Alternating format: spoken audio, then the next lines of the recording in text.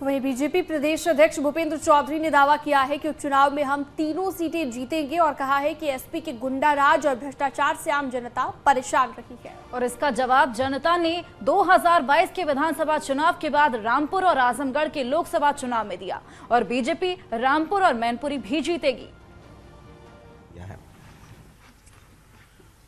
मैंने पहले भी कहा, भारतीय जनता पार्टी में नीतिगत निर्णय, इसमें प्रत्याशी चयन का विषय हो या अन्य विषय भी, उस पर केंद्रीय पार्टी निर्णय लेती है और उसकी एक प्रक्रिया है। प्रक्रिया के तहत हम लोगों ने नीचे सब अपने कार्यकर्ताओं से, संगठन के लोगों से बातचीत करके और चुनाव समिति ने उस पर निर्णय लिया है। आज तीनों जो उपचुनाव होने हैं, एक लोकसभा का, 2 विधानसभाओं के प्रत्याशी घोषित किए हैं और मुझे निश्चित रूप से विश्वास है कि भारतीय जनता पार्टी अपने कार्यकर्ता मेहनतों के आधार पर, लोगों की सक्रियता के आधार पर और ये सिर्फ 1 एकड़ जमीन पर कृषि करके हर महीने 1 लाख तक कमाते हैं। इनसे सीखना है तो फ्रीडम ऐप को अभी डाउनलोड कीजिए। अपने कामों के रिपोर्ट कार्ड को लेकर हम जनता के बीच में जाएंगे और निश्चित रूप से भाजपा पिछली बार से अच्छा राजनीतिक परिणाम देने में सफल होगी। सर, अखिलेश यादव का एक बयान आया, उन्होंने कहा कि मैनपुरी से डिंपल यादव रिकॉर्ड मतों से जीतेंगी, पहले के सभी रिकॉर्ड तोड़ेंगी। निश्चित रूप से आपने देखा होगा, पिछली बार लोकसभा में भाजपा को 4 लाख से ज़्यादा वोट मिले थे और जबकि मुलायम सिंह जी जैसा व्यक्तित्व का व्यक्ति वहाँ चुनाव लड़ रहा था। अब मुलायम सिंह जी के निधन के कारण सीट खाली हुई है।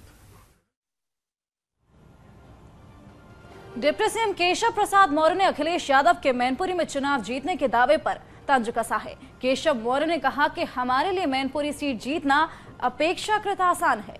इसके साथ ही उन्होंने कहा कि इससे पहले भी हम रामपुर और आजमगढ़ में लोकसभा को लेकर उपचुनाव जो हुए थे उसमें कमल खिला चुके हैं। नामांकन कर दिया। अखिलेश जी कह रहे हैं रिकॉर्ड जीत होगी इस बार मैनपुरी से। कि आजमगढ़ में भी हो रही थी, रामपुर में भी हो रही थी, लेकिन वहाँ क्या हुआ, कमल का फूल खिला। मैनपुरी तो हमारे लिए आजमगढ़ और रामपुर की तुलना में ज़्यादा सरल सीट है और वहाँ हम 2 विधानसभा सीटों में जीते हुए हैं और 3 विधानसभा सीटों में से ऐसी सीटें हैं जिसमें हम कड़ी टक्कर देने का काम सपा को विधानसभा चुनाव में किए थे। लोकसभा चुनाव में लोग जानते, सपा को वोट देने का मतलब है कि कुएं में डाल देना, बर्बाद कर देना। भाजपा को वोट देने का मतलब है विकास के लिए अपना एक पुष्प चढ़ाने का मतलब है एक गरीब को आवास उपलब्ध करा देना। तो वहीं एक बड़ी जानकारी आपको दे दें कि शिवपाल यादव समाजवादी पार्टी के स्टार प्रचारक बन गए हैं। एसपी ने स्टार प्रचारकों की लिस्ट जारी कर दी है। पर वहीं इस लिस्ट में शिवपाल यादव का नाम भी मौजूद है। आज ही सैफई पहुंचे थे शिवपाल। अभय राम यादव से शिवपाल ने मुलाकात की थी। कल डिंपल के नामांकन में नहीं पहुंचे थे शिवपाल।